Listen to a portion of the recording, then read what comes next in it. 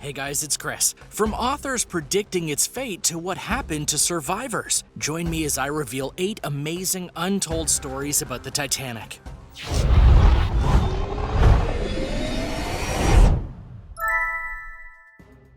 Number 8. A matter of national security.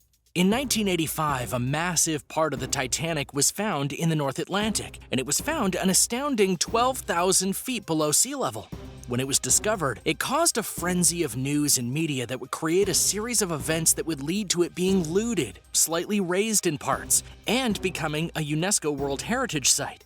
However, what most people don't know is the real reason the Titanic was found. Mainly, the United States government needed a cover story to go and search the North Atlantic for 2 nuclear submarines. They've been trying to find those for quite a while now as well. The head of this mission was Robert Ballard, who was not only a marine geologist but a former Navy commander, making him the perfect candidate for both finding the subs and potentially finding the Titanic. We know where the subs were, Ballard told CNN. What they wanted me to do was go back and not have the Russians follow me, because we were interested in the nuclear weapons that were on the Scorpion and also what the nuclear reactors were doing in the environment. Ballard was able to get to the subs and get the information needed about them. When they were done, though, they had a mere 12 days to try and find the Titanic before turning back. So when they did find the ship, they were ecstatic. When we found the Titanic, we naturally were very excited because it was a tough job. And we got it, scoring the winning goal at the buzzer. Ballard's only regret was that he was unable to keep the location of the Titanic a secret because it leaked out not long after the find. Number 7. Navratil Orphans.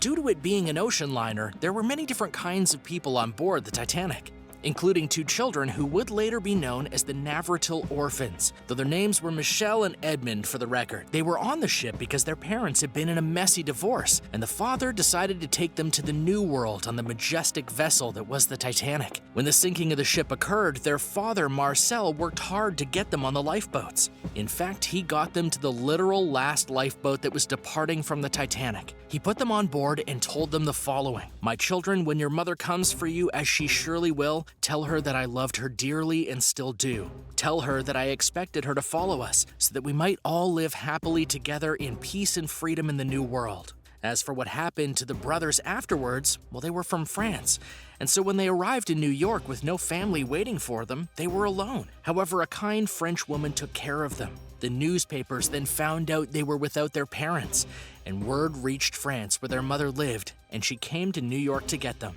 Number 6. Its fate was predicted. There have been many times in history that tragic events have unintentionally been predicted, but one rather curious coincidence might be the predicting of the Titanic, which was foretold in good detail by 2 different authors who noted key things in their stories that would relate to the Titanic years later, and one of these happened in 1898. An author named Morgan Robertson wrote a book called The Wreck of a Titan. This was a disaster story about an 800-foot liner that was doomed to hit an iceberg and sink in April while traveling through the North Atlantic. The Titanic was 883 feet long, was going through the North Atlantic, hit an iceberg, and sank on April 14th and 15th. It sank in the early morning. The second prediction actually came from one of the passengers on the Titanic, a journalist and author named William T. Snead. In 1886, he predicted the event via a story in which 2 ships collided with each other, which obviously didn't happen to the Titanic. However, he noted in the story that many people lost their lives due to the ship not having enough lifeboats, which he noted after publishing that this could happen to certain sea vessels. Sure enough, the Titanic had enough lifeboats for only less than half the people on board. Many noted that they weren't even filled to capacity as they were set off. Number 5. Jump. For Rhoda, Abbot, and her 2 boys, the trip on the Titanic was to be nothing more than a return home for them, but it was not meant to be. As the Titanic sank, they started to flee to try to get to the lifeboats. They even climbed up a ladder on the stern of the ship in order to get to the boat deck in order to reach the places they needed to be in order to survive. However, because of her 2 boys' ages, they couldn't get onto the boats together because the boys were deemed too old despite only being teenagers. Rhoda refused to leave her sons, so she stayed back on the deck as the nearest lifeboat lowered into the water. As they watched, they noticed that the leader of the White Star line of ships, J. Bruce Ismay, jumped into the lifeboat and was fine. So they too jumped. Only Rhoda made it. and she suffered severe injuries in her attempt, and she died a few years later alone and penniless. Number 4. Some survivors were turned away at Ellis Island. When considering a tragedy on the scale of the Titanic, and hearing that there were 700 survivors, one would be right to imagine that all of them would be taken care of. But that's not the case. At this time in American history, there were heavy racist feelings among certain citizens, including a strong hatred of Chinese. On the Titanic, there were 8 Chinese passengers, 6 of which survived the sinking. But upon making it to Ellis Island, they were met with hate and were eventually turned away. Their names were written out of history until a recent documentary by Schwenkert called The Six, set to tell the true story of what happened to these men. 6 Chinese guys made it off the Titanic alive. 24 hours later were written out of the story, Schwenkert said. It wasn't an accident, it was deliberate. It's something that the culture of the time made happen. The documentary notes that the anti-Chinese sentiments were so high that local newspapers said they were criminals, and they were found wedged between seats in the lifeboats, meaning that they snuck onto the lifeboats, which, given the situation and the size of the lifeboats, would have been impossible. In fact, one account of a survivor was noted to have been reluctantly saved, and yet when he got onto the boat, helped row the boat most in order to reach a rescue ship. Number 3. The sound of music.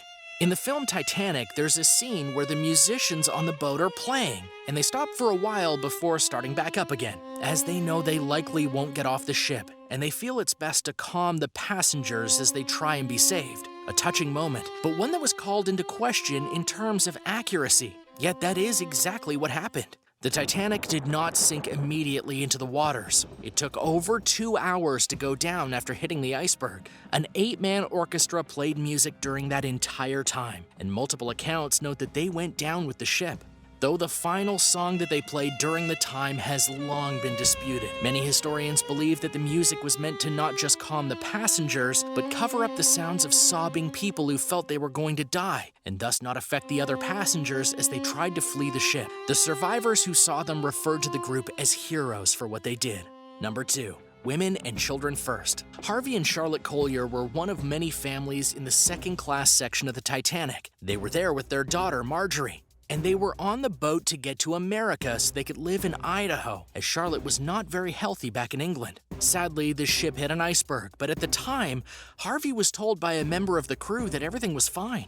When they realized that things weren't fine, they ran for the lifeboats. However, at the time, they were only accepting women and children first. Marjorie and Charlotte were ripped away from Harvey, who told them he'd get onto another boat and that they needed to be safe. He never made it back to them, and Charlotte had to write a letter to his mother about the loss. Just as tragic, Harvey had sent a letter to his mother during a small docking stop on the voyage to the New World. So to the parents, everything seemed fine until it just wasn't. As for Charlotte and her daughter, while they did make it to Idaho, Charlotte's health did not improve, and she died 2 years later due to tuberculosis. Number 1. The screams and the silence. There are many stories that we truly can't imagine unless you were there to witness them, such as the reactions of the people once they went into the water as the Titanic sank. First-class passenger Jack Thayer was just 17 years old when he was on the Titanic, and when it sank, he and his friend jumped from the rail to get into the water. He never saw his friend after that. Then as he entered the water and re-emerged, he witnessed the sinking of the Titanic's stern and watched as it truly disappeared into the ocean. When that happened, the people in the water realized what happened and panicked. Thayer likened the reaction to one long, continuous wailing chant from 1,500 in the water all around us. What was most chilling in his mind was that slowly the screaming stopped as either the people got into the remaining lifeboats or they too sank below the water. Thanks for watching. What did you think of these stories from the Titanic sinking and beyond? Which of these stories was your favorite? Do you know of any other story from the Titanic that deserves to be told? Let me know in the comments below. Be sure to subscribe to World List, and I'll see you next time.